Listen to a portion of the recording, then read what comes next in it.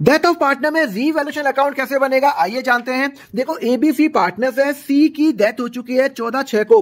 अब यहाँ पे हमारा क्या करेगा, लैंड वैल्यू, बिल्डिंग एक्सेट्रा, तो हम क्या करेंगे, रीवैल्यूएशन अकाउंट बनाएंगे। और रीवैल्यूएशन अकाउंट का कंसेप्ट क्या है, जब जब मेरा एसेट बढ़ेगा तब मेरा फायदा हो रहा है तो वो क्रेडिट साइड में आएगा। Just like profit and loss account. तो लैंड की वैल्यू कितनी है, 5 लाख, अब कितनी है, 7 लाख। तो हम क्या करेंगे, बाय लैंड, मेरा रीवैल्यूएशन अकाउंट 2 लाख से बढ़ जाएगा क्योंकि मेरी बैलेंस शीट, मेरी जो लैंड की वैल्यू 5 से कितनी हो गई, 7 लाख हो गई। अब बिल्डिंग की वैल्यू कितनी है, 4 लाख से 1 लाख रुपए कम हो गई, 3 लाख हो गई ना, तो 1 लाख से मेरा नुकसान हो जाएगा। तो यहां पे हो जाएगा टू बिल्डिंग अकाउंट 1 लाख रुपए। अब क्रेडिटर कितना है, बुक्स में 2 लाख आ रहा है, ओह 2 लाख 40 हो गए, क्रेडिटर बढ़ गया, मेरा नुकसान हो गया।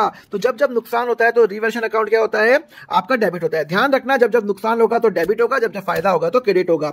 बिल पेबल 40,000 बुक्स में है, यहाँ पे 30,000 हो गया, अरे अरे फायदा हो गया, मेरी लाइबिलिटी कम हो गई। जब जब मेरी लाइबिलिटी कम होती है तो हम क्या करता हूं, मैं उसको क्या करता हूं, मैं क्रेडिट करता हूं। ओके, अब अनरिकॉर्डेड एफर्ट, अनरिकॉर्डेड एफर्ट का मतलब है जो मुझे एफर्ट रिकॉर्ड नहीं किया, मैं इसको रिकॉर्ड करूंगा तो मेरा एफर्ट बढ़ेगा, एफर्ट बढ़ेगा तो मेरा फायदा है भैया।